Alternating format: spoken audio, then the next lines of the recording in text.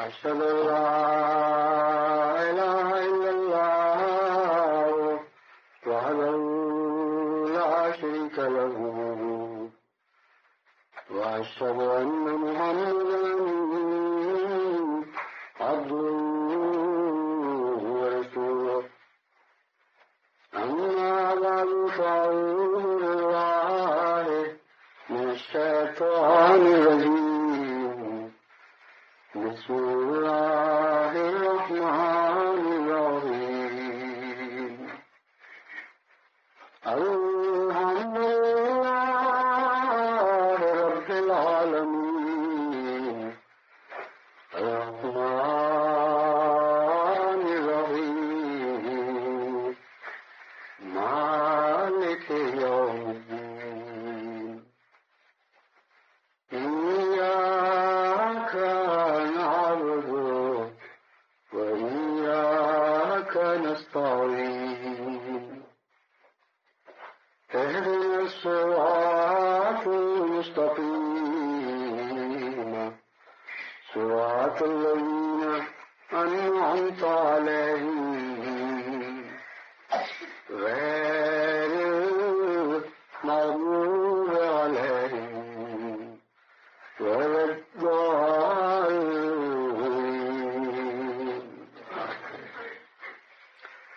گزشتہ ایک ماہ سے چند دن بعد مجھے افریقہ کے دورے کی توفیق ملی ہے، یعنی سارے افریقہ کی تو نہیں مگر 6 مغربی افریقہ کے ممالک کی.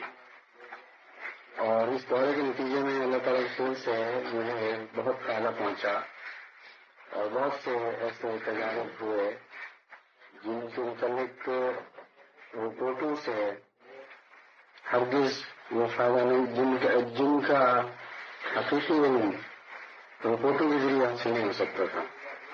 جب تک انسان تجربے میں سے خود نہ گزرے، اپنی آنکھوں سے حالات کا مشاہدہ نہ کرے، اس وقت تک رپورٹیں کیسی ہی عمدہ اور کیسی تفصیلی کی ہوں ہرگز ویسا فائدہ نہیں حاصل ہو سکتا. چنانچہ بہت سے امور میں اللہ تعالیٰ کے فضل سے نئی رہنمائی حاصل ہوئی اور بہت سے تجربوں سے بعض خامیوں کا علم بھی ہوا. افریقہ میں بسنے والی قوموں کی خاص خوبیوں کے متعلق بھی روشنی ملی جن کے متعلق پہلے دور بیٹھے اندازہ نہیں ہو سکتا تھا. اگرچہ یہ دورہ تقریباً 1 ماہ چند دن کا تھا، لیکن اس کے نتیجے میں جو کام پیدا ہوئے ہیں اور جو نئے منصوبے ابھرے ہیں ان پر عمل درآمد کروانے کے لیے مہینوں درکار ہوں گے. اور جیسا کہ میں نے نائجیریا میں آخری دورے کے وقت جماعت کو ہدایت کی تھی کہ اصل میں تو کام کا آغاز اب ہوگا جب کہ دورہ ختم ہو رہا ہے، اور اس دوران بہت سی ہدایات جو مختلف افریقہ کے ممالک کو دی ہیں ان کو تمام افریقہ کے ممالک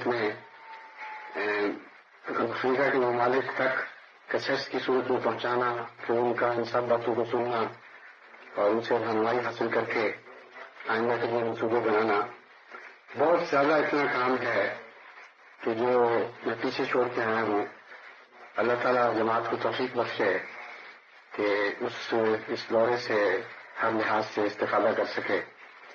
لیکن جو کام پیچھے چھوڑ کے آیا ہوں اتنا ہی کام ساتھ بھی لے کے آیا ہوں، یعنی مرکزی جماعت کے عہدیداروں کے لیے بہت سے ایسے کام پڑے ہیں جن کو مہینوں کی محنت کے بعد سمیٹا جا سکتا ہے. جو تجارب ہوئے ان میں ایک افسوسناک پہلو جو سامنے آیا وہ یہ تھا کہ جماعتوں تک حقیقت میں خطبات کے مضمون کو نہیں پہنچایا جا رہا. رپورٹوں سے اتنا تو معلوم ہوتا رہا کہ بعض مربیان نے لکھا کہ ہم خطبات کا خلاصہ جماعت تک پہنچا رہے ہیں، لیکن دورے کے دوران جو مجالس ہوئی ہیں سوال و جواب کی ان سے یہ اندازہ ہوا کہ نہ صرف یہ کہ خطبات کے مضامین سے پوری طرح ساری جماعت کو آگاہ نہیں رکھا گیا بلکہ مختلف مضامین پر جو سوال و جواب کی مجالس رکھتی رہی ہیں ان میں بہت سے اہم سوالات کے جوابات دیے جاتے رہے ہیں اور بار بار مختلف رنگ میں ان کو روشنی ڈالی جا چکی ہے. ان امور کا بھی جماعت کی اکثریت کو علم نہیں تھا. چنانچہ اکثر مجالس میں وہ تمام سوالات دوبارہ ہوئے جن پر پہلے روشنی ڈالی جا چکی ہے. ان تمام امور میں انہوں نے رہنمائی طلب کی جن کے اوپر خطبات میں بکثرت روشنی ڈالی جا چکی ہے. اور اس کا بڑا افسوسناک پہلو یہ ہے کہ گزشتہ چند سال سے بعض خطبات تو وقتی نوعیت کے تھے، وقتی ضرورتوں سے تعلق رکھنے والے، لیکن بہت سے خطبات ایسے تھے جو اللہ تعالیٰ نے ایک منصوبے کے تحت مجھے خطبات دینے کی توفیق بخشی اور آئندہ صدی کی تیاری سے تعلق رکھنے والے خطبات تھے. اور ایک مسلسل ایک ایسا خطبہ کے بعد خطبہ مضمون وار چلتا رہا جس کے نتیجے میں تمام عالم کی جماعتوں کو یکجہتی عطا کرنے کے لحاظ سے بہت ہی ان خطبات سے فائدہ اٹھایا جا سکتا تھا. اور مقصد بھی ان کا یہی تھا کہ ہم جو امت واحدہ کے قیام کی کوشش کر رہے ہیں تو ساری جماعت آئندہ صدی میں داخل ہونے سے پہلے خود عملاً ایک امت واحدہ بن چکی ہو، اپنے نظریات کے لحاظ سے، اپنے کردار کے لحاظ سے، ان سوچوں کی نہج کے لحاظ سے، طرز فکر، طرز زندگی، ہر پہلو سے اسلام نے اس تفصیل سے تعلیم عطا فرمائی ہے کہ اگر اس ساری تعلیم کو محفوظ رکھا جائے تو دنیا کے کسی کونے میں بھی کوئی ہندو مسلمان بستا ہو اس کا کردار بین ایسا ہو سکتا ہے جو دنیا کے کسی دوسرے کونے میں بسنے والے ہندو کا ہوگا. اور اس پہلو سے یورپ اور افریقہ اور مشرق کے درمیان کوئی فرق نہیں ہونا چاہیے.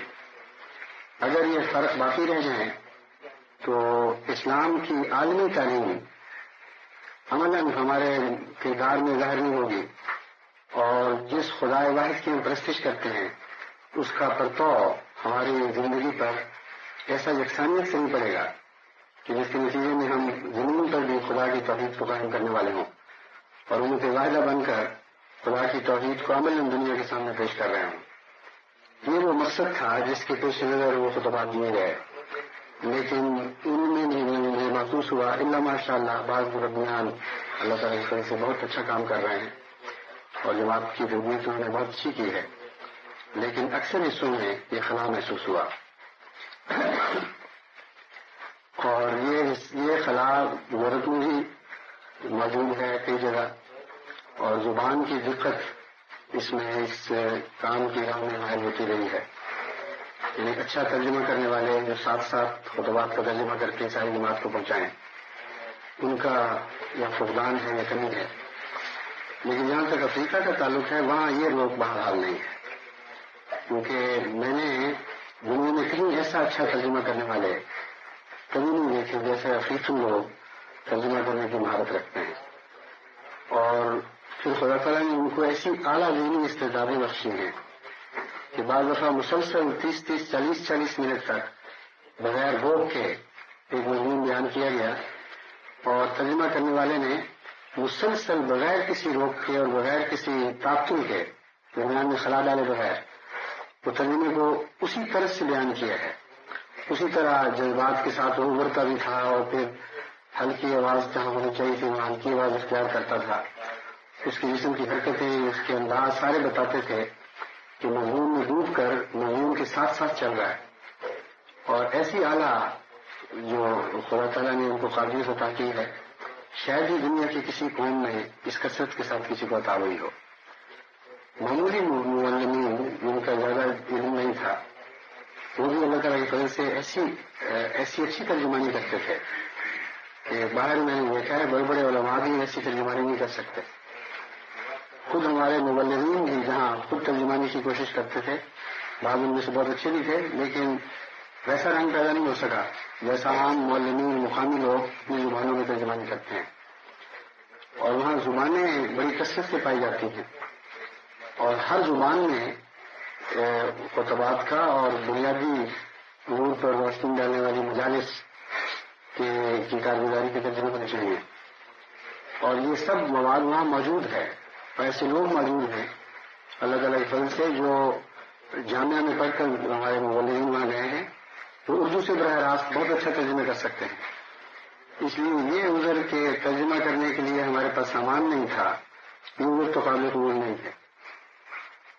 دوسرے، وہاں کی جماعتوں کے سامنے جو براہ راست باتیں ہوئی اس سے اندازہ ہوتا تھا کہ وہ لوگ اثر کو بہت زیادہ قبول کرنے والے ہیں، اور جن امور پر ان کی بات سمجھ آ جائے اس پر اس قدر بشاشت سے کھل اٹھتے ہیں اور خوب اچھی طرح ذہن نشین کر لیتے ہیں کہ اتنی روشن دماغ قوم اللہ تعالیٰ کی فضل سے وہاں موجود ہے.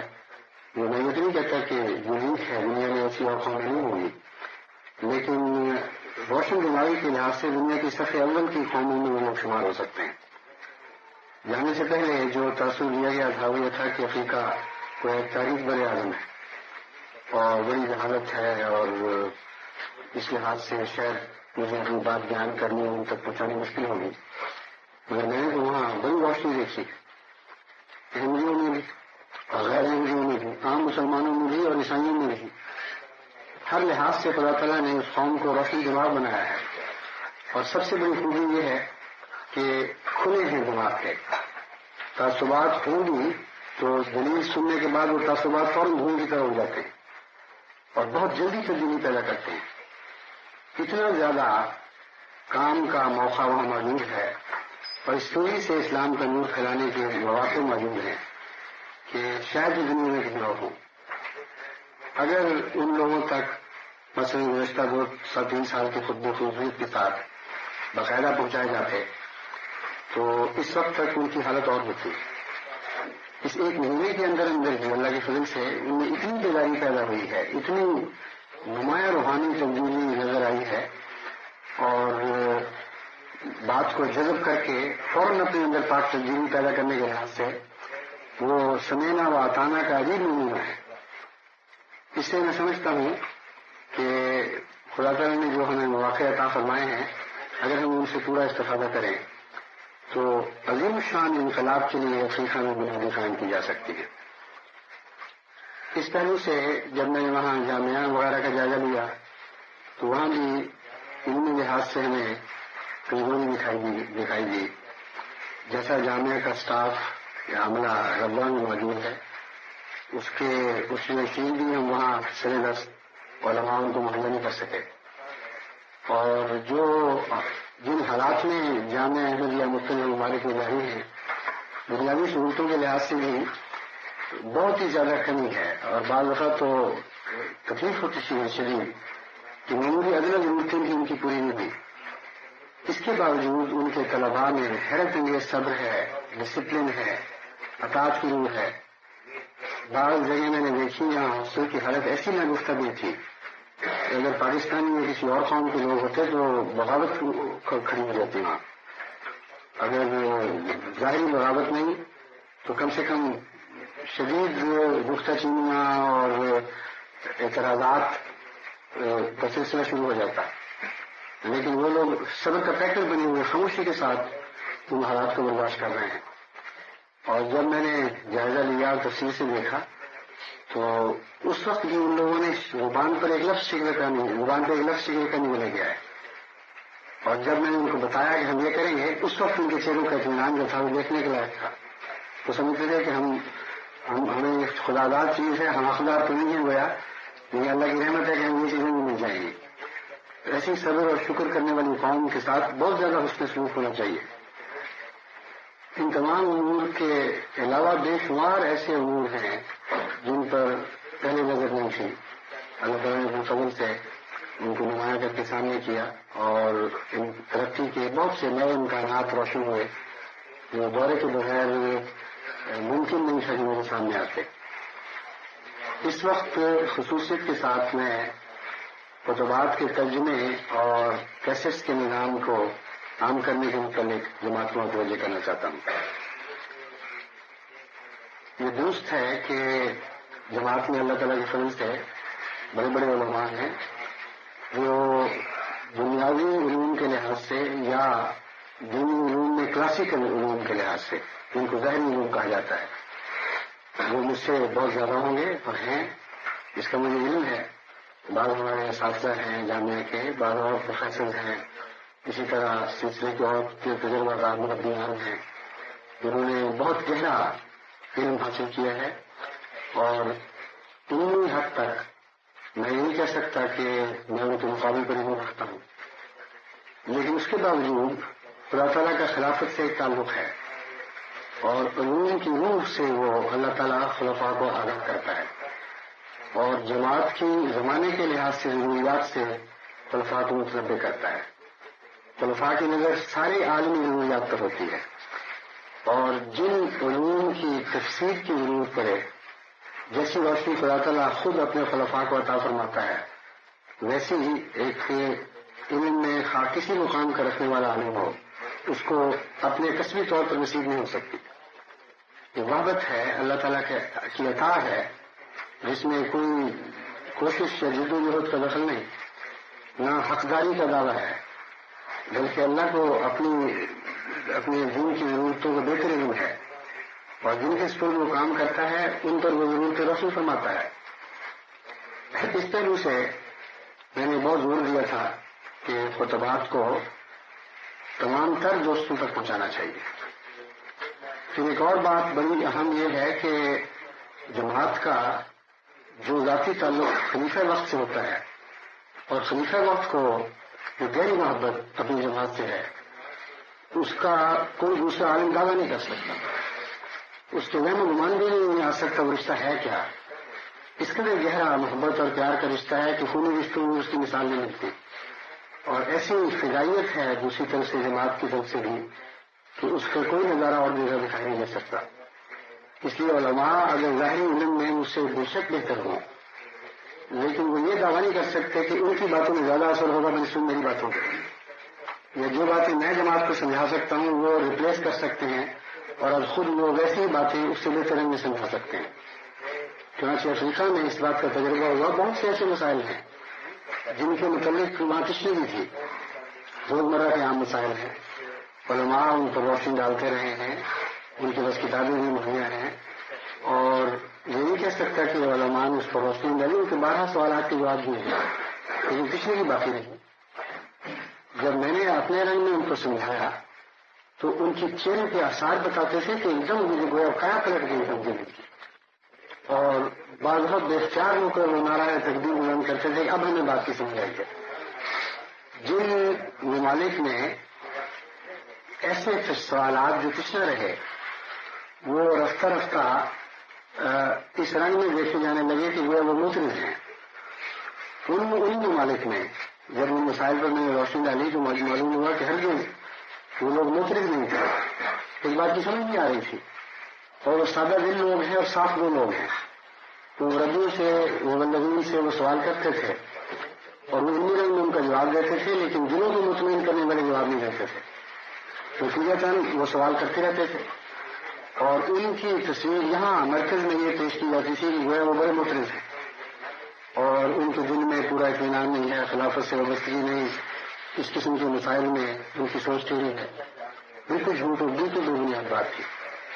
چنانچہ جن لوگوں کو معترض بنا کر پیش کیا جاتا تھا، جب میں ان سے ملا ہوں اور چند دن ان کو ساتھ صحبت رہی تو میں نے دیکھا کہ وہ انتہائی فدائی اور عاشق سلسلہ ہے، یہاں تک کہ بعض دفعہ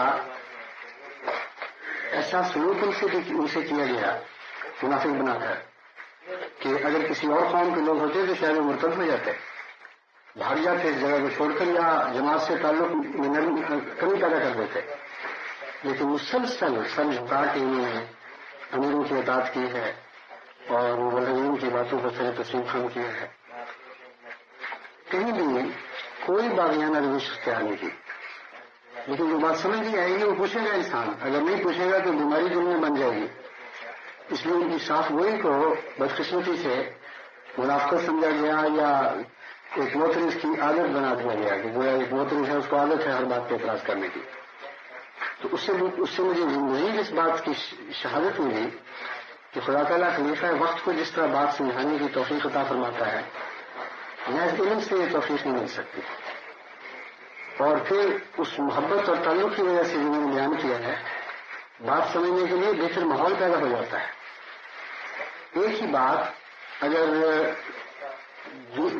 ایسے رنگ میں کی جائے، یعنی ایسی حالت میں کی جائے کہ جو بات سننے والا ہے اس کو گہری محبت نہیں ہے، تو اس بات کا ایسا اثر نہیں پڑ سکتا. اگر غیریت ہو بیچ میں تو اور بھی زیادہ وہ بات اصل میں کمزور ہو جائے گی. اگر بدگنی پیدا ہو جائے تو وہی بات بالکل بے اثر ہو جائے گی، بلکہ بعض اوقات الٹا نتیجہ پیدا کرتی ہے. اس لیے بعض علماء یہ نہیں سمجھتے، وہ سمجھتے ہیں کہ ہم نے جو خلاصہ پیش کر دیا ہے وہی کافی تھا، کیونکہ نئی باتیں کرنے کی کیا ضرورت ہے، اور علم کے لحاظ سے ہم کسی لحاظ سے کم نہیں ہیں، ہم خود یہ باتیں نہیں کر سکتے. ان کو اس بات کا تصور بھی نہیں کہ خلیفہ وقت کو ریپلیس نہیں کر سکتے. جماعت کی زندگی کی روح خلافت میں ہے، اور اللہ تعالیٰ کی رحمتوں اور برکتوں کا خاص سایہ ہے اس منصب پر. اس لیے ایک آدمی خامیری اشارہ علم ہو، عقیل ہو، اس سے بحث نہیں ہے. منصب خلافت کو خدا تعالیٰ نے ایک برکت بخشی ہے، اور اس کے ساتھ جماعت کا ایک ایسا تعلق پیدا کیا ہے جو لامثال ہے. ساری دنیا میں اس کی کوئی نظیر نہیں ملتی. اس لیے علم کافی نہیں ہے اس کے لیے کہ وہ اس کو ریپلیس کر سکے، اس کی جگہ لے سکے. تو بعض مولویوں کو میں نے دیکھا ہے وہ بہتر علم کی وجہ سے شاید یہ کمزوری دکھا رہے تھے یا دکھا رہے ہیں. چنانچہ جامعہ کے متعلق میں نے یہ ہدایت جاری کی کہ کچھ عرصہ پہلے کہ دنیا میں جتنے بھی جامعہ ہیں ان میں 1 گھنٹہ باقاعدہ لیکچر کا رکھا جائے، جس میں نئی کیسٹس ان کو وہ کیسٹ سنائی ہے جو مختلف مسائل میں سوال جواب کی مجالس میں تیار کی گئی ہیں. اور جس طرح میں چاہتا ہوں مسائل دنیا کے سامنے پیش کیے جائیں، اسی طرح وہ ہمارے طلبا تیار ہوں اور وہی زبان سیکھیں، وہی طرز اختیار کریں. اس میں یہ پوری توجہ نہیں دی گئی، بلکہ ایک تو مجھے ایک جامعہ کے پرنسپل صاحب کی طرف سے اطلاع ملی کہ خطبات تو طلبا سنتے ہی ہیں، اب آپ کی ہدایت مل گئی ہے تو ہم کلاس میں سنانا شروع کر دیں گے. وہ بڑا احسان ہو گیا. وہ سمجھتے ہیں کہ شاید مجھے شوق ہے کہ میرے خطبے پڑے جائیں. نعوذ باللہ من ذالک، میرے تصور میں بھی ایسی کوئی بات نہیں، مگر میں جانتا ہوں کہ خدا نے جماعت کی ذمہ داری مجھ پہ ڈالی ہے. اس لیے جس رنگ میں تربیت کرنا چاہتا ہوں اسی رنگ میں ہونی چاہیے. جب خدا میرے بعد کسی اور کو خلیفہ بنائے گا تو پھر اس کے اوپر ذمہ داری ہوگی. لیکن علماء کا یہ کام نہیں ہے، خاطر میں بڑے پروفیسر ہوں، کہ وہ ساری ذمہ داری اپنے اوپر لے لیں. جتنی ذمہ داری ان پر ڈالی ہے وہ ادا کریں. لیکن جب میں چاہتا ہوں کہ براہ راست جماعت کی تربیت کروں، بیچ میں کوئی دوسرا نہ پڑے، اور خدا تعالیٰ نے اس زمانے میں یہ انتظام مہیا فرما دیا ہے، تو کسی کا کوئی حق نہیں کہ بیچ میں روک پڑے. اور جہاں تک علمی بحثوں کا تعلق ہے، ایک ہی دلیل کو مختلف رنگ میں پیش کیا جا سکتا ہے. ایسے علماء میں جانتا ہوں ان کو بہت ٹھوس علم ہے، بڑے حوالے یاد ہیں، لیکن وہ منہ تو بند کرا سکتے ہیں، دل نہیں دیکھ سکتے. ان کی طرز میں خشکی ہے. خالی علم تو کبھی دنیا میں انقلاب نہیں برپا کیا کرتا. کس رنگ میں بات کرنی ہے یہ بہت ہی اہم بات ہے. دلیل ہرگز کافی نہیں ہے دنیا میں انقلاب پیدا کرنے کے لیے. دلیل کے ساتھ دل جیتنے کا انداز چاہیے. ایسا انداز چاہیے کہ بات سمجھانے کی جان توڑ کی کوشش کی جائے، نہ کہ منہ بند کرانے کی. اس لیے وہ سارے علوم جو دنیا میں ویسے ہی موجود ہیں، تحریری طور پہ بھی موجود ہیں اور ذہنوں میں بھی حفظ ہیں، تو کافی نہیں ہے. خدا تعالیٰ اپنے فضل سے ایک علم کلام بخشا کرتا ہے ان لوگوں کو جن پر ذمہ داری ڈالتا ہے. حضرت مسیح موعود علیہ الصلوۃ والسلام کا علم کلام دیکھیں، وہی دلائل ہیں جو آج آپ بھی پیش کر سکتے ہیں، لیکن حضرت مسیح موعود علیہ الصلوۃ والسلام نے جس رنگ میں پیش فرمائے ہیں آج تک ان کی قوت میں کوئی کمی نہیں ہے. زمین آسمان کا فرق ہے. وہ تحریری اور ہے، وہ زبانی اور ہے، اور سارا زور اس میں دل جیتنے پر اور اپنوں کو سمجھانے اور قائل کرنے پر ہے. ہر رنگ میں آپ نے بات بیان کی ہے، جیسا کہ خود فرمایا، جس رنگ میں جس ڈھب سے کوئی سمجھے بس وہ آ گئی. تو وہ ڈھب خدا عطا کیا کرتا ہے، وہ ان سے نہیں آیا کرتے. ایک دفعہ حضرت خلیفۃ المسیح اول رضی اللہ تعالیٰ عنہ نے اپنی خلافت سے پہلے کے زمانے کا ذکر کرتے ہوئے فرمایا کہ حضرت مسیح موعود علیہ السلام اور میرے طرز کلام میں فرق ہے. میں عالم ہوں، میں جانتا ہوں دین کو، اور میں تو اسلام پر جو اعتراض کرتا ہے اس کو 2 قدم نہیں چلنے دیتا، سموہ بند کرتا. حضرت مسیح موعود علیہ السلام وہی بات اتنے طریقوں سے بیان کرتے ہیں کہ شاید اس رنگ میں وہ سمجھ جائے، شاید اس رنگ میں کوئی سمجھ جائے. منہ بند کرنے کے لیے نہیں بلکہ عقلوں کو پوری طرح مغلوب کرنے کے لیے بات کرتے ہیں. اس لیے آپ دیکھیں گے کہ حضرت مسیح علیہ السلام کے کلام میں بعض دفعہ لمبے چکر ہوتے ہیں، لیکن ان چکروں لمبے رستے اختیار کیے جاتے ہیں بات سمجھانے کے، لیکن ان لمبے رستوں کو اختیار کرنے کے بعد مخاطب پوری طرح گھیرے میں آ جاتا ہے. کوئی اس کے پاس جواب نہیں رہتا پھر کہ جانت پر قائم رہتے ہوئے اس مضمون کو سمجھنے سے انکار کر دے. یہ ایک طرز کلام ہے. اور حضرت مسیح موعود علیہ السلام کا علم کلام 1400 سال میں قرآن کریم اور رسول صلی اللہ علیہ وسلم کے زمانے کے بعد ایک انقلابی علم کلام ہے. اس کی کوئی مثال آپ کو پہلے علم کلام میں دکھائی نہیں دے گی. تو اسی طرح خدا تعالیٰ خلفاء کو بھی وقت کی ضرورتوں کے مطابق ایک علم کلام بخشتا ہے. چنانچہ میں نے اس نیت سے کہ جو تجربہ میں نے دیکھا ہے، بڑے بڑے دشمن متصب لوگ بھی سامنے آئے، جب پیار سے محبت سے تفصیل سے بات سمجھا کے ان کو بتائی گئی تو ان کے چہرے بدل گئے بالکل. اس افریقہ کے بارے میں بھی ہوتا رہا ہے، اور بلکہ بعض لوگوں نے تعجب کا اظہار کیا کہ اتنی جلدی ایسی تبدیلی پیدا ہوئی ہے، ہم ذہن بھی نہیں کر سکتے تھے. میں چاہتا تھا کہ اس طرز پر مبلغین کی تربیت ہو، اور وہ سوال جواب جو مختلف موضوعات سے تعلق رکھتے ہیں وہ ان کو باقاعدہ ایک گھنٹے کے طور پر پڑھائے جائیں. لیکن بعض اساتذہ سمجھتے ہیں کہ اساتذہ کا تو حق ہے کہ وہ جس طرح سمجھیں خود علم دیں، خلیفہ وقت کا حق نہیں ہے تو اپنی زبان میں طلبا کو پڑھا سکے. گویا کہ یہ اس کی انانیت ہے یا اس کے نفس پرستی ہے نعوذ باللہ. ان لفظوں میں تو وہ نہیں کہتے، لیکن جس رنگ میں ملائمت سے بات کرتے ہیں اس کا آخری نتیجہ یہی نکلتا ہے. بعض مبلغین اپنی سستی کی وجہ سے ایسا نہیں کرتے، ان میں کوئی انانیت نہیں، کوئی علم کا روگ نہیں ہے، علم کا غم نہیں ہے، لیکن سستی کر رہے ہیں. ان کو پتہ نہیں کہ وہ جماعت کو محروم رکھ رہے ہیں. چنانچہ افریقہ کے دورے کے بعد مجھے اور بھی زیادہ شدت سے اس بات کا احساس ہوا ہے. مرکزی نقطے بات کے یہ پہنچا دو، حالانکہ بات کے مرکزی نقطے اس لباس میں لپیٹ کے جب تک نہ پہنچائے جائیں جو ان کے لیے موزوں ہے، اس وقت تک وہ اثر انداز نہیں ہو سکتے. ایک ہی بات کہی جاتی ہے، سچ بولو. ہر مقرر، ہر خطیب اس کے ایک نہیں صرف کہتا سچ بولو. وہ سچ بلوانے کے لیے کئی جتن اختیار کرتا ہے، محنت کرتا ہے، سوچتا ہے کہ کس بات کا اثر زیادہ پڑے گا، کس سے سچ کی محبت پیدا ہوگی، کس بات سے سچ کی محبت پیدا ہوگی، کس طرح جھوٹ کو زائل کرنے کے لیے، اس سے نفرت پیدا کرنے کے لیے مضمون کو سجا کر بنا کر پیش کیا جا سکتا ہے.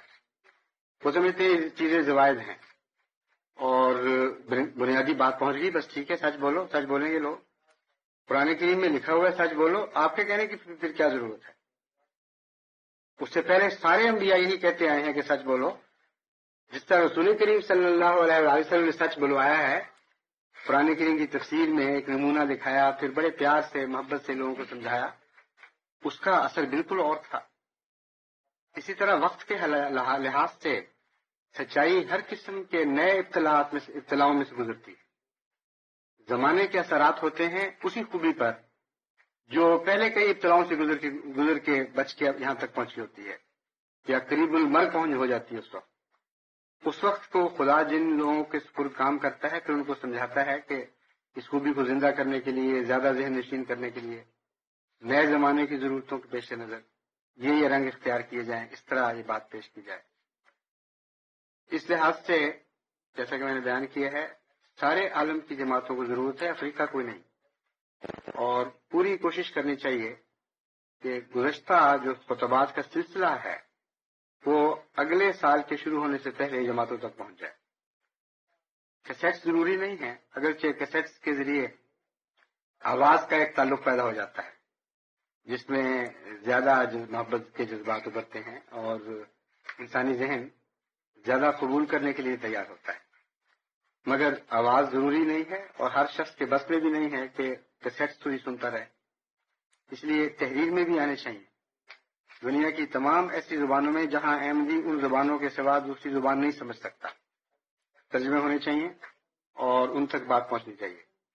اس سے ایک عالمی وحدت پیدا ہوگی اور ایک جیسا کردار پیدا ہوگا ہر جگہ۔ اس پہلو سے میں نے دیکھا ہے کہ افریقہ میں ایک اور کام کی بھی ضرورت ہے اور باقی جماعتوں کو بھی اس لحاظ سے متنبع رہنا چاہیے۔ مختلف قوموں میں بعض معاشرے انہوں نے ورثے میں پائے ہیں، ان معاشروں کی اصلاح کے لیے بعض دفعہ فوری اقدامات کی ضرورت پڑتی ہے، بعض دفعہ حکمت کے ساتھ رفتہ رفتہ ان کو پیار سے ایک نئی طرز معاشرت کی طرف لے جانا پڑتا ہے۔ افریقہ میں گزشتہ مبلغین نے بڑی محنت کی ہے اور بڑی عظیم الشان قربانیاں دی ہیں، ان کے نیک اثرات ہر جگہ موجود ہیں۔ جس طرح چلنے والا نقش پا پیچھے چھوڑ جاتا ہے، تو نقوش پا چھوڑ آئے ہیں، اور ہر جگہ جا کر مجھے اندازہ ہو جاتا تھا کہ کون سا سلسلے کا مبلغ تھا، وہ 50 سال پہلے آیا تھا، کیا کیا خوبیاں پیدا کر گیا ہے۔ اور اس کے برعکس بعض دفعہ تکلیف کے ساتھ یہ بھی محسوس ہوتا تھا کہ کون کون سے خلا پیچھے چھوڑ گیا ہے اور ان کی طرف توجہ کرنے کی توفیق ملتی رہی۔ اس سے مجھے یہ خیال آیا کہ ساری دنیا کی جماعتوں کو اس بارے میں متنبع کرنا چاہیے کہ معاشرے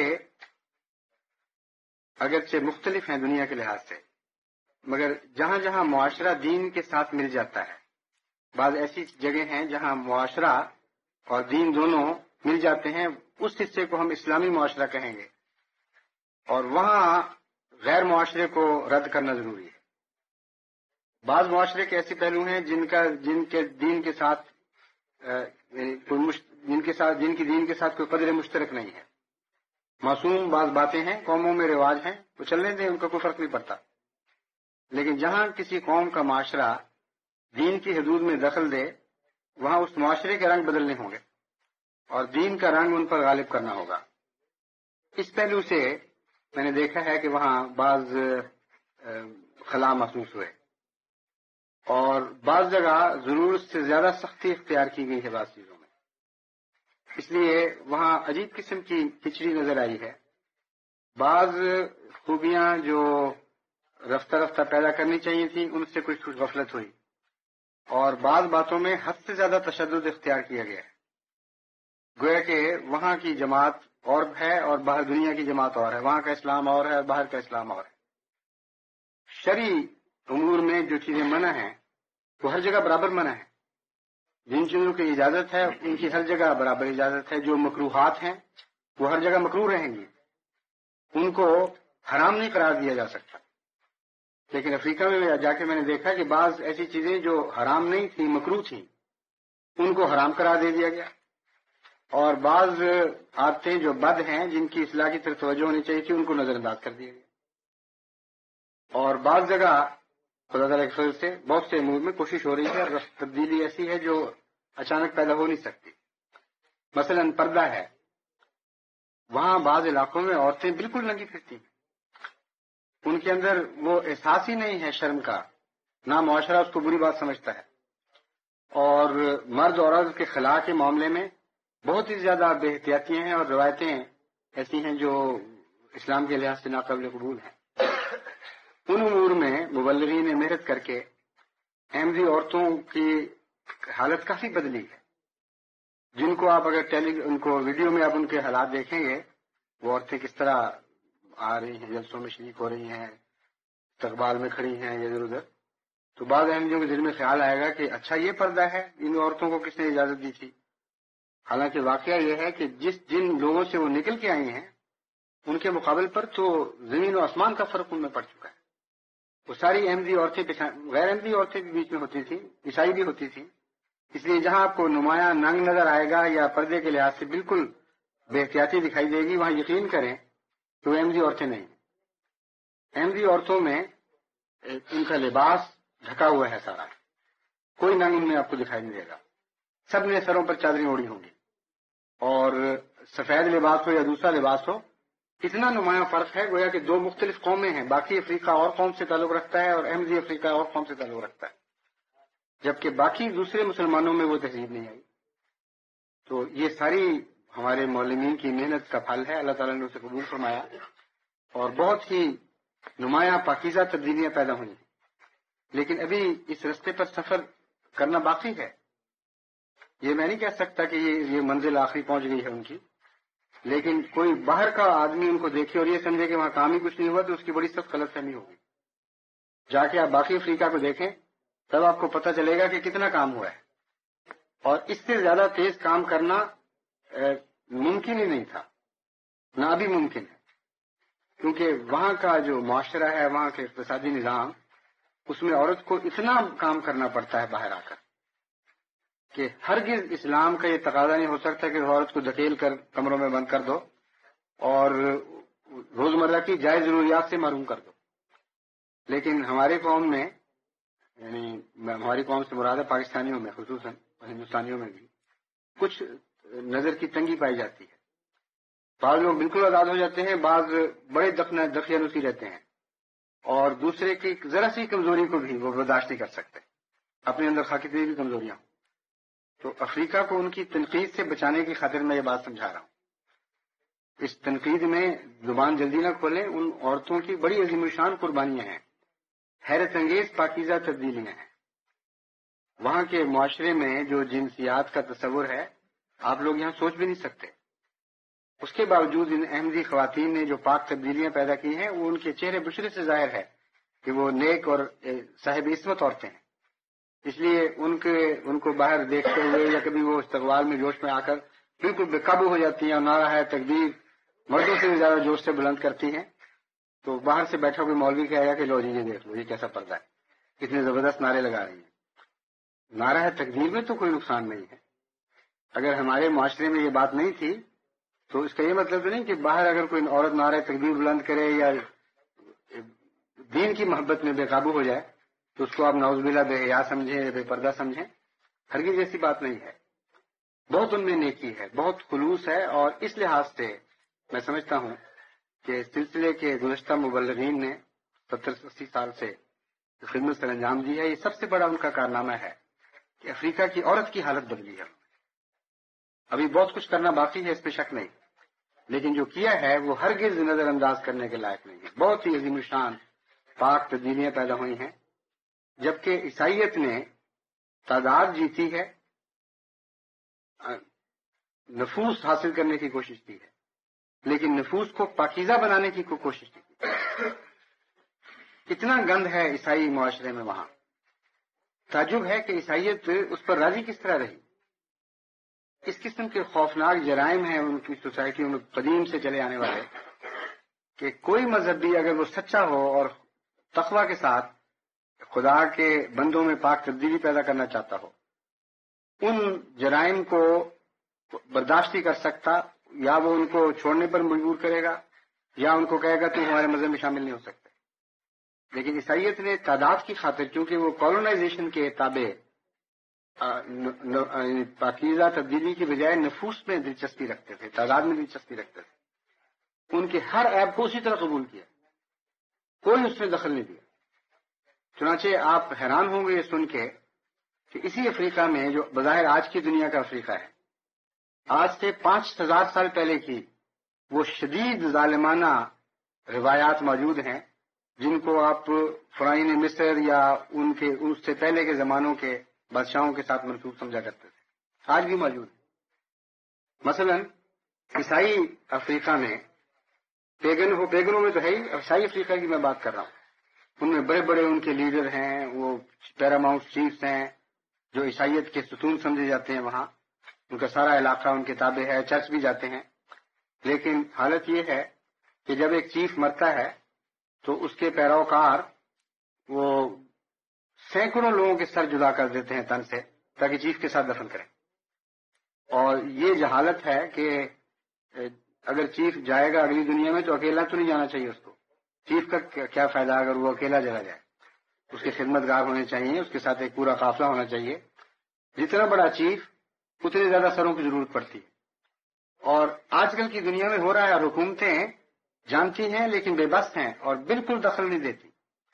بعض حکومتوں نے آواز بلند کرنی شروع کی ہے اس کے خلاف، لیکن صرف نصیحت کی حد تک ہے.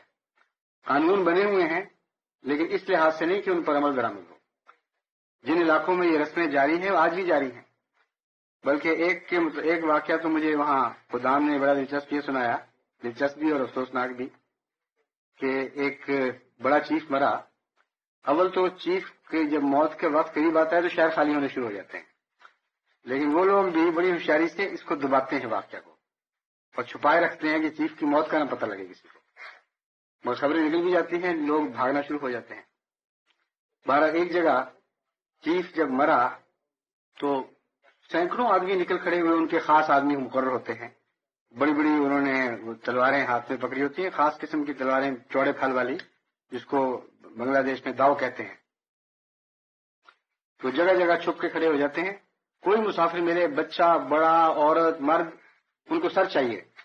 تو ایک ہی وار میں سر جدا کر کے تو سر لے کر تن نہیں چھوڑ کر بھاگ جاتے ہیں، اور پھر وہ ان قبروں میں چیف کے ساتھ دفن کرنے کے لیے وہاں پیش کر دیتے ہیں. ساری دنیا کی آنکھوں کے سامنے وہ دفن ہوتے ہیں. مجال نہیں حکومت کی کہ ان معاملات میں دخل دے سکے. تو خدام چونکہ جماعت احمدیہ کی طرف سے، اللہ کی طرف سے بہت ایکٹیو ہے وہاں. انہوں نے ٹولیاں بنائی تاکہ اس ظلم کے خلاف لوگوں کو بچائیں اور دیکھیں کوئی شرارت کر رہا ہے تو اس کو روکیں. تو بڑی دلیری کے ساتھ ٹولیاں بنا کر شہر میں پھر رہے تھے. تو پتہ لگا کہ ان لوگوں میں سے نیا احمدی ہوا بھی ایک داؤ لے کے کھڑا تھا کہ چھپ کے لوگوں کو مارنے کے لیے. انہوں نے اس کو کہا تم احمدی ہو کے یہ حرکت کر رہے ہو. اتنا وہ بیچارہ نیا اور غیر تربیت یافتہ تھا کہ وہ اس کو جرم سمجھ ہی نہیں رہا تھا. مجھ سے بحث کر رہا تھا کہ اس میں کیا ہے، یہ تو ضروری ہے، رسم ہے. چنانچہ انہوں نے زبردستی اس کو پکڑ کے قید کر دیا، اور جب تک وہ چیز دفن نہیں ہو گیا، سر کٹنے بند نہیں ہوئے، اس کو نہیں چھوڑا انہوں نے. تو اس قدر جہالت کی باتیں موجود ہیں، اور عیسائیت نے اس سے پوری طرح اس سے بے پرواہی کی. اس لیے کہ ان کو تو روحوں کی آزادی کی بجائے روحوں کی غلامی پیش نظر تھی. وہ تو چاہتے تھے کہ کلونیلزم کے تابع ان کو ہر لحاظ سے جکڑ دیا جائے، اور اس سے کوئی دلچسپی نہیں تھی کہ ان کا کردار کیا رہتا ہے، ان کے اندر بے حیائی بڑھتی ہے یا کم ہوتی ہے. اس پہلو سے جب میں نے مزید جائزہ لیا تو یہ مجھے دیکھ کر حیرت ہوئی کہ موجودہ دور میں ان کی اکثر جنسی بے راروی پرانے افریقہ کی روایت نہیں ہے، بلکہ عیسائی جو کلونیلزم کے ساتھ عیسائیت گئی تھی اور مغربی تہذیب گئی تھی، اس کا ورثہ ہے. انہوں نے وہاں آزادی کے نام پر بے حیائی پیدا کی، حالانکہ پرانے افریقہ میں اپنی لڑکیوں کی عصمت کی حفاظت کی طرف غیر معمولی توجہ دی جایا کرتی تھی.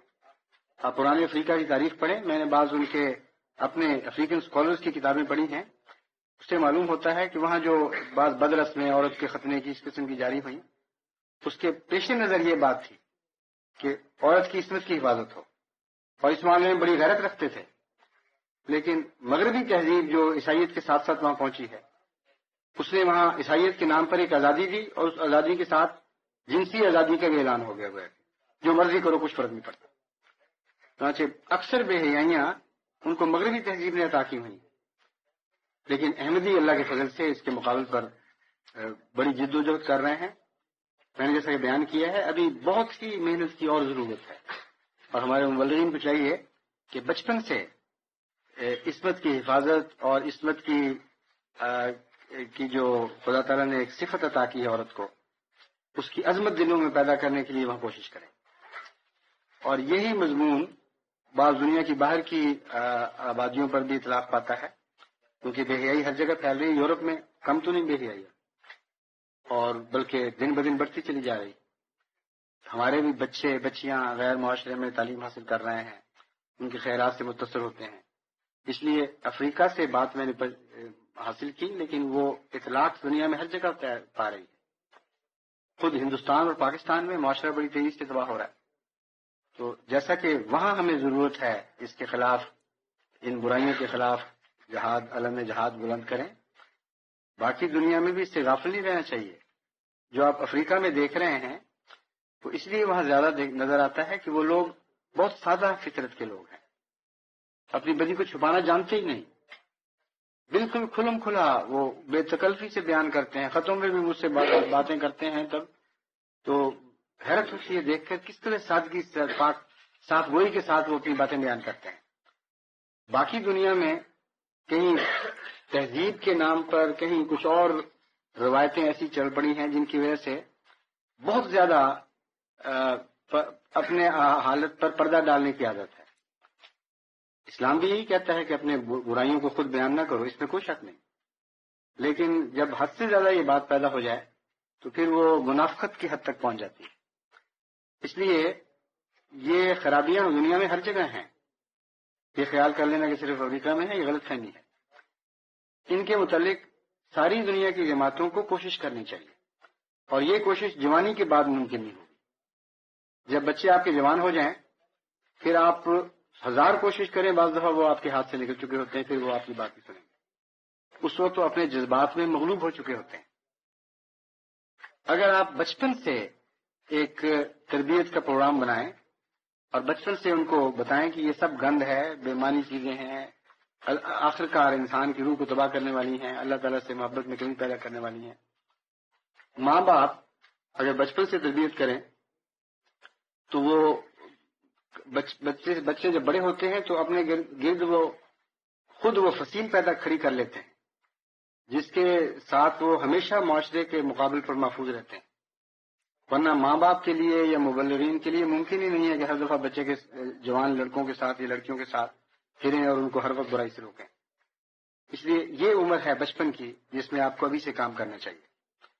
امریکہ میں بھی میں نے جیسا کہ بیان کیا پہلے بھی ایک دفعہ بہت زیادہ برائی ہے، بلکہ وہ افریقہ کو بھی برائی ایکسپورٹ کر رہا ہے کثرت کے ساتھ. بے حیائی کے اڈے وہاں کی فلم انڈسٹری میں بنے ہوئے ہیں، اور ساری دنیا میں جو گندی فلمیں، جرم جرائم کی فلمیں جاتی ہیں اور اس کے ساتھ ساتھ اور گندی آتے ہیں ڈرگز وغیرہ کی، یہ افریقہ کو بھی اس وقت کا نشانہ بنایا جا رہا ہے. یورپ میں بکثرت یہ رجحان بڑھ رہے ہیں. تو ساری دنیا میں جماعتوں کو یہ معلوم کرنا چاہیے، یعنی یہ اچھی طرح زیر نظر رکھنا چاہیے اور ذہن نشین کرنا چاہیے کہ بڑے ہونے کے بعد آپ کے ہاتھ سے بچے نکل چکے ہوں گے، پھر بہت ہی مشکل کام ہے ان کو سنبھالنا. بچپن میں ان پر توجہ دیں، اور اگر آپ نہیں دیں گے تو پھر بعد میں جب شکایت کریں گے اور ہمارے پاس آئیں گے کہ ان کا کچھ کرو، تو میں آپ کو بتا دیتا ہوں دعا کے ذریعے اللہ تعالیٰ کوئی تبدیلی کر دے تو کر دے، مگر بالعموم ایسے بچوں کو پھر سنبھالنا بہت مشکل ہوتا ہے. امریکہ میں نے دیکھا ہے بعض احمدی جو اچھی تربیت کر رہے ہیں ان کے بچے اس قدر مضبوط دیواریں بن جاتے ہیں اسلامی اقدار کے لحاظ سے کہ کوئی ان کے اندر نقل زنی نہیں کر سکتا، کوئی ان کے اندر لفظ نہیں کر سکتا، بلکہ وہ جب جاتے ہیں اسکولوں میں نمایاں طور پر وہ اسلام کے علمبردار بنے رہتے ہیں. حالانکہ چھوٹی عمر سے انہوں نے یہ سیکھا ہوا ہے. تو آپ بھی چھوٹی عمر میں یہاں بھی سکھائیں، دنیا میں جہاں جہاں احمدیوں تک آواز پہنچے وہ بچپن کی طرف بہت توجہ دیں، ورنہ بہت ہی مشکلات ہیں ہمارے لیے. یورپ میں تو خصوصیت کے ساتھ میں نے دیکھا ہے دن بدن مصیبتیں بڑھ رہی ہیں، جماعت اسلامی اقدار کو خطرات زیادہ سے زیادہ بڑھتے چلے جا رہے ہیں. اور یورپ ہی کیا منحصر نہیں، ماریشس صاحب چلے جائیں وہاں بھی یہی حال ہے، فجی آئلینڈ چلے جائیں وہاں بھی یہ حال ہے. ایسی گندی تہذیب ہے اور اتنی دور مار کرنے والی تہذیب ہے کہ دنیا کا کوئی کونا نہیں چھوڑا انہوں نے جہاں انہوں نے باقاعدہ منظم طریق پہ معاشرے کو تباہ کرنے کے لیے کوشش نہیں کی. اسی لیے رسول اکرم صلی اللہ علیہ وآلہ وسلم نے ایک موقع پر فرمایا کہ دجال کا اثر دنیا میں ہر شخص تک پہنچ جائے گا، اور جو اس سے مغلوب نہیں ہوگا اس کو دھواں تو دجال کا ضرور پھر بھی ملے گا. مطلب یہ ہے کہ کوئی کونا دنیا کا ایسا نہیں رہے گا جہاں اس بد تہذیب کے اثرات کسی نہ کسی رنگ میں نہ پہنچے. کیونکہ دجال کو قتل کرنا حضرت مسیح موعود علیہ الصلوۃ والسلام کے سپرد ہے، اور پیشگوئیوں میں ہمیشہ سے یہی مقدر تھا. اس لیے یہ مطلب نہیں ہے کہ آپ کے اکیلے کے سپرد ہے، آپ سب کے، ہم سب کے سپرد ہے. اس لیے مغربی معاشرے کے خلاف ہمیں ایک عالمی جہاد کرنا چاہیے، اور جیسا کہ میں نے بیان کیا ہے بچپن سے ہوگا. بچپن کے بعد لیٹ ہو جاتے ہیں آپ، بہت سے بچے میں نے ضائع ہوتے دیکھے ہیں. جہاں بچے بڑے ہو جائیں وہاں پھر ان کو کم سے کم اتنا تو کریں کہ ان کو خدا مل احمدیہ کے سپرد کریں، اور بچیاں ہیں تو ان کو لجنہ کے سپرد کریں. جو ماں باپ اپنے بچوں کو جماعت کی تنظیموں کے سپرد کر دیں ان کے لیے بھی پھر امکان رہتا ہے کہ وہ بچے بچ جائیں. لیکن جو نہ خود تربیت کرتے ہیں، نہ ان کو تنظیموں کا مطیع بناتے ہیں، نہ تنظیموں سے ان کی وابستگی پیدا کرتے ہیں، بلکہ یوں سمجھتے ہیں کہ یہ ہمارے بچے تو تنظیموں سے بالا ہیں کوئی ضرورت نہیں خدا احمدیہ کا یہ قائد پتہ نہیں کیا حیثیت رکھتا ہے، ذہن کیسا ہے، فضول اجلاس ہیں، وقت ضائع ہوتا ہے، بچے تعلیم کیوں نہ حاصل کریں، کرکٹ کیوں نہ کھیلیں، فلاں بات میں کیوں نہ مغز ماری کریں جس سے ان کا مستقبل بن سکے. اس قسم کے خیالات کہیں یا نہ کہیں میں جانتا ہوں انسانی فطرت میں پیدا ہوتے رہتے ہیں. تو جو بڑے ہو کر بچانے کا زمانہ ہے اس سے بھی وہ غفلت کر جاتے ہیں. اس لیے میں امید رکھتا ہوں کہ ساری دنیا میں جماعتیں ان دونوں امور کی طرف متوجہ ہوں گی، اور افریقہ میں خصوصیت کے ساتھ جیسا کہ میں دیکھ کے آیا ہوں خدام الاحمدیہ اللہ کے فضل سے ان معاملوں میں بڑی مستعد ہو چکی ہے، اور اس سے پہلے دور میں خدام الاحمدیہ نے ایسا کردار نہیں ادا کیا تھا جو اب کر رہی ہے. اور ایسے اچھے مستعد خدام ہیں، ان کے متعلق پھر انشاءاللہ میں کسی دن ذکر کروں گا کہ میں امید رکھتا ہوں کہ افریقہ کے حالات تو اب جلد جلد بدلیں گے. ساری دنیا کی جماعتوں کو چاہیے کہ اپنے لیے بھی جہاں دعائیں کرتی ہیں خصوصیت سے افریقہ کو دعاؤں میں یاد رکھیں. میرا دل جانے سے پہلے بھی اس یقین سے بھرا ہوا تھا، لیکن اب تو بہت ہی زیادہ میں اس معاملے میں پورا مستحکم یقین رکھتا ہوں کہ دنیا کی تقدیر کا فیصلہ، اسلام کے مقابل پر ہار جیت کا فیصلہ یقین اسلام کی جیت ہوگی، افریقہ میں ہوگا. افریقہ میں وہ پہلا انقلاب برپا ہوگا جس کے نتیجے میں دنیا اسلام کے سامنے سر جھکانے پر مجبور ہو جائے گی. اس لیے دنیا کی ساری جماعتوں کو خصوصیت سے افریقہ کو اپنی دعاؤں میں یاد رکھنا چاہیے. الحمد للہ نحمده ونستعینه ونستغفره ونؤمن به ونتوکل علیہ ونعوذ باللہ من شرور انفسنا ومن سیئات اعمالنا من يهده الله فلا مضل له ومن يضلل فلا هادي له ونشهد أن لا إله إلا الله وحده لا شريك له ونشهد أن محمدا عبده ورسوله. سفر کے دوران بہت سے ایسے احباب فوت ہوئے یا خواتین فوت ہوئیں جن کے بزرگوں اور تعلق رکھنے والوں نے نماز جنازہ غائب کی درخواست کی تھی، لیکن سفر کے دوران وہ وقت پر پہنچی نہیں درخواستیں. اب یہ ایک فہرست ہے 16 مرحومین کی جن کے متعلق جن کی نماز جنازہ غائب عصر کی نماز کے مان بعد ہوگی. قمر الحق صاحب ابن شیخ نور الحق صاحب بجلی کے پول سے کرنٹ لگنے کے نتیجے میں نوجوان 22 سال کی عمر میں اس موقع پر وفات پا گئے. ربا کے ہیں نور الحق صاحب، کافی معروف آدمی ہیں. مکرم عبداللطیف صاحب ظہور مرحوم اسی تھے، لاہور میں وفات ہوئی. مکرمہ سلیمہ بیگم صاحبہ اہلیہ مکرم محمد صبغت اللہ صاحب آپ بنگلور. محمد صبغت اللہ صاحب خدا کے فضل سے بہت ہی فضائی عملی اور بارہا کئی مہینے تک وقت کے لیے لندن تشریف لاتے رہے اور بہت انہوں نے محنت سے کام کیا ہے. یہاں آ کر آنریری ورکرز میں ان کو ایک خاص مقام حاصل ہے. ان کی اہلیہ کچھ عرصے سے بیمار تھی، وفات پا گئی. مکرم چودھری محمد اسماعیل صاحب یعنی یہ بنگلور سے اپنے خرچ پر آتے رہے ہیں، ہر سال آ کے مسلسل بعض 6 مہینے بعض 4 مہینے تک ٹھہر کے وہ خدمت دین کر کے واپس چلے جاتے رہے. کچھ نہیں دیکھا اور ہندوستان کا، صرف آئے لندن کی مسجد میں بیٹھے کام کیا اور واپس چلے گئے. مکرم چودھری محمد اسماعیل صاحب چک 45 مرڑ ضلع شیخوپورہ. مکرم سردار محمد صاحب آف میرا بھر کا آزاد کشمیر. ہمارے مبلغ سلسلہ فضل احمد صاحب شاہد رکن شعبہ تاریخ کے والد تھے. مکرمہ سلیمہ بیگم صاحب آف کلاس والا. مکرمہ والدہ صاحبہ ممتاز بیگم صاحبہ شکاگو. مکرم راجہ غلام مرتضی صاحب نصیرہ. مکرم چودھری عبداللہ خان صاحب والا چک 43 جنوبی. مکرمہ رفیہ بیگم صاحبہ اہلیہ محمد یوسف بھٹی صاحب عبداللہ پور فیصل آباد. مکرمہ طیفہ بی بی صاحبہ اہلیہ محترم برکت اللہ صاحب، یہ مرحوم نعیم الدین صاحب اسیر رحمہ مولا کی پھوپھی تھیں. مکرمہ رضیہ بیگم صاحبہ اہلیہ مرزا یعقوب بیگ مرحوم جلنگم. مرزا اسلم بیگ صاحب ہنسلو کی والدہ.